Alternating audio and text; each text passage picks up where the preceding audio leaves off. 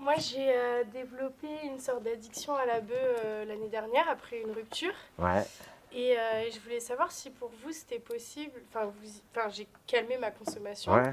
Maintenant, je fume 15 joints par jour à peu près. Et je voulais savoir si pour vous c'était compatible la vie avec la bœuf en ayant genre qu'un joint par jour ou un joint de temps en temps. Ou si pour vous c'est vraiment. En fait, si tu as commencé, c'est lié à une rupture, c'est ça? Ouais, Donc c'est surtout ça qu'il va falloir travailler. ouais. Parce que je sais combien ça peut être difficile. Non, mais c'est important. Parce que peut-être les personnes à qui t'en parlent, ben, c'est super, ils sont là pour te soutenir, mais peut-être ça suffit pas. Toi, tu compenses avec l'herbe et je suis pas sûr que ça soit le top. Surtout à l'âge que tu as, en pleine période d'apprentissage, peut-être essayer de diminuer, tu vois, c'est-à-dire voir comment ça fait si t'en prends pas.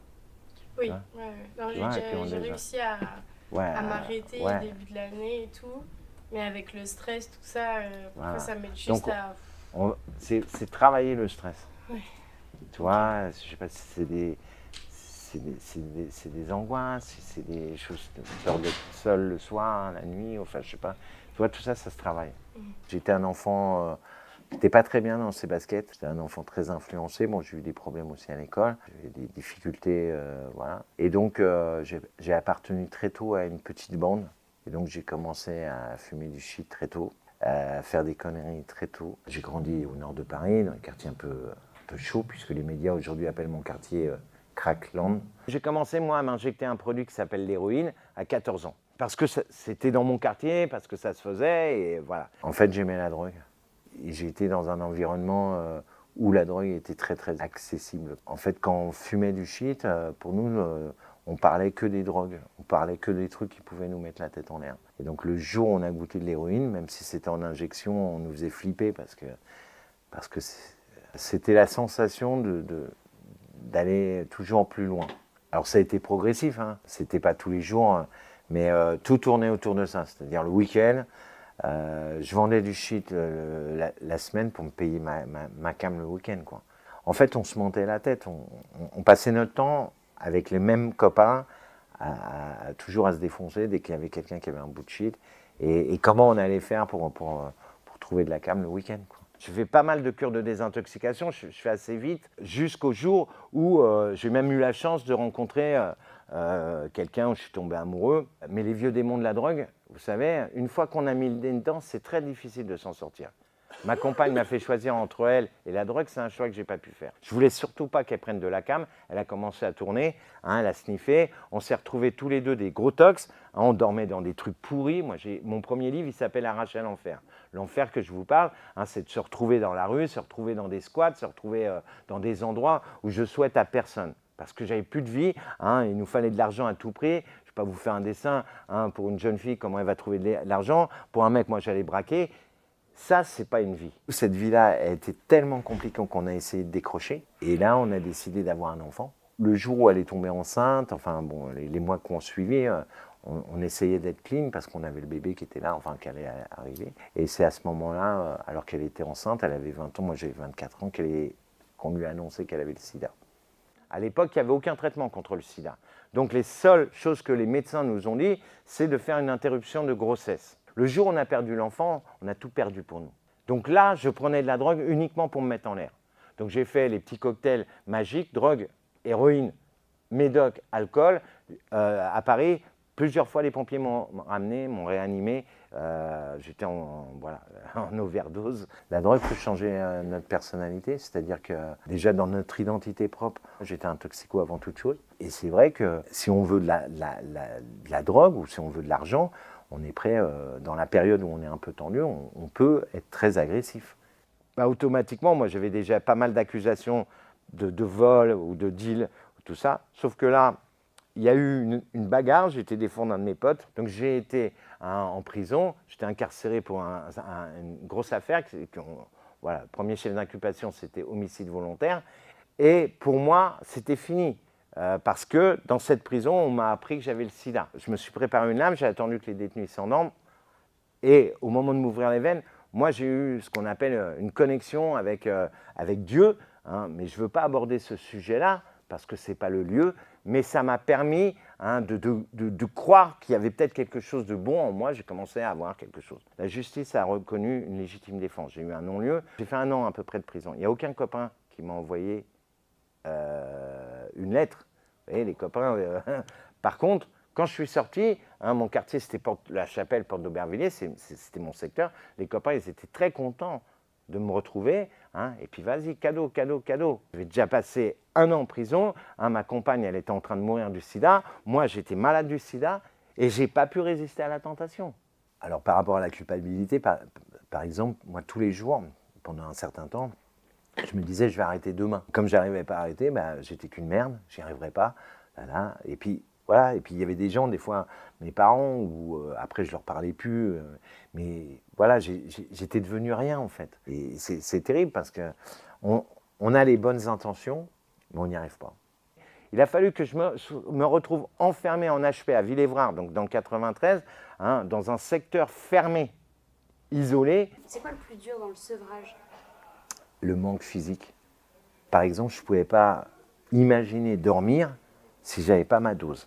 Mais quand j'en avais pas du tout, en fait, au bout de quelques heures, tu commences à avoir des gros montées de chaleur, des gros frissons, tu commences à avoir comme une ceinture. Et c'est insupportable.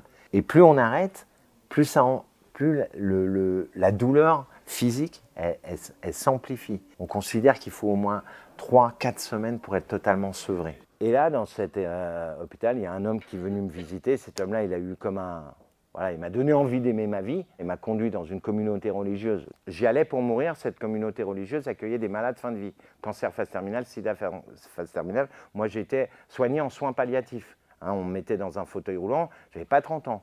À partir de ce moment-là, ma motivation supérieure, c'était de pouvoir essayer d'être utile, pouvoir aider l'autre, hein, parce qu'on m'a aidé. Et j'ai eu la chance de partir en humanitaire. Et là, j'ai trouvé ma vocation. Je suis parti au Pérou, chez les enfants dans les bidonvilles, les enfants de la rue. Et je suis revenu en France. C'était terminé la drogue. Dans cette communauté, j'ai rencontré ma femme. Hein, on s'est mariés. On a même pu avoir des enfants alors que les médecins nous disaient voilà. Moi, je suis un témoin de résilience, c'est-à-dire qu'on peut en sortir. Malheureusement, il y en a pas mal qui ont du mal à s'en sortir. Il y en a beaucoup hein, où la maladie les a emportés, ou la prison, ou des pathologies psychiatriques, hein, c'est-à-dire qu'aujourd'hui, ils sont obligés d'avoir des traitements. Voilà, moi, si je suis là aujourd'hui, c'est qu'on m'a aidé. J'ai l'impression de réparer le mal que j'ai fait. Et puis, je me dis, si aujourd'hui, je peux aider quelqu'un, voilà, pour moi, c'est que du bonus. Il y a une augmentation aujourd'hui, un jeune sur 10 de moins de 15 ans a des pensées suicidaires.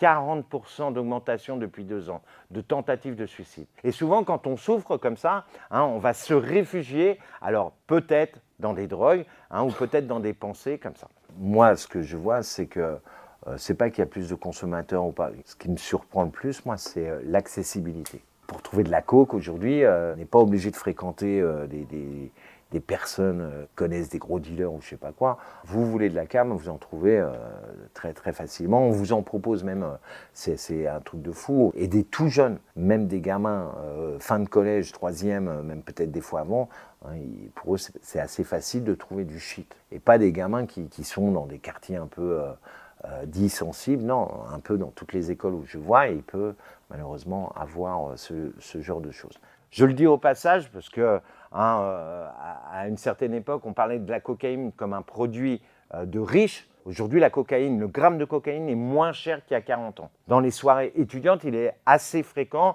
d'avoir une petite coupelle de coke, et puis chacun il va de son petit...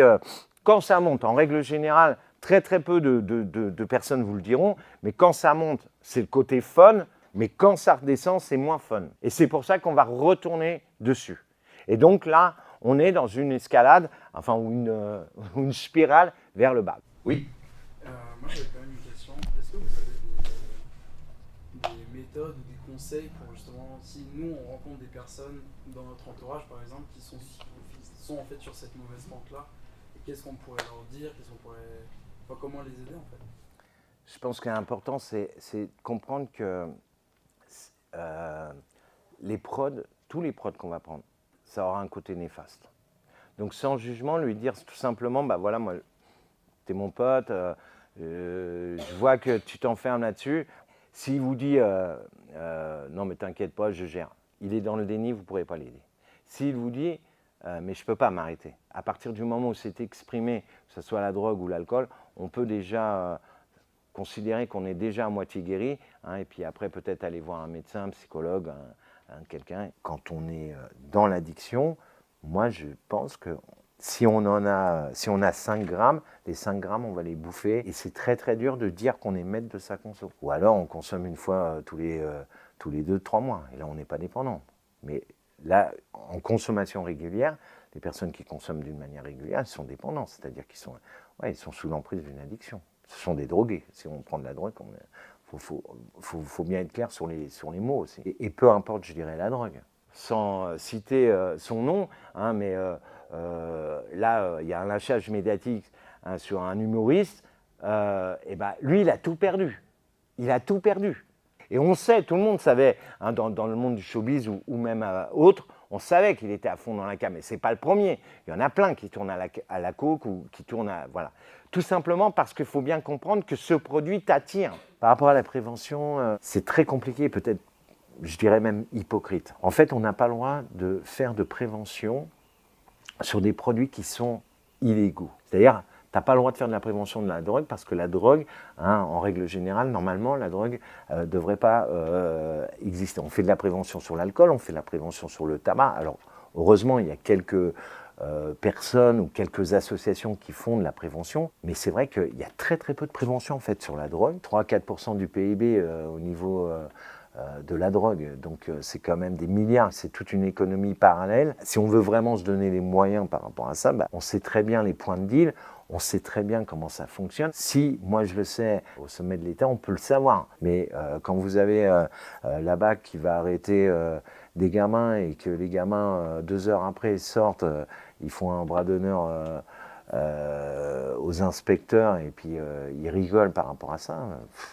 Moi, j'ai grandi dans une cité, je ne veux pas stigmatiser les cités, hein, mais tout ce qui représente la loi est représentant d'un danger ou d'un ennemi plutôt. C'est-à-dire qu'on fait notre propre loi. Généralement, dans la drogue, c'est la loi du plus fort. Moi, je suis plutôt d'avis de la répression et de la prévention. Déjà, si on arrive à condamner les dealers, on va peut-être éviter ce marché parallèle, cette loi parallèle. Parce qu'aujourd'hui, encore une fois, il faut bien comprendre que c'est un business. Et ceux qui trinquent dans ce business, ce sont nos enfants.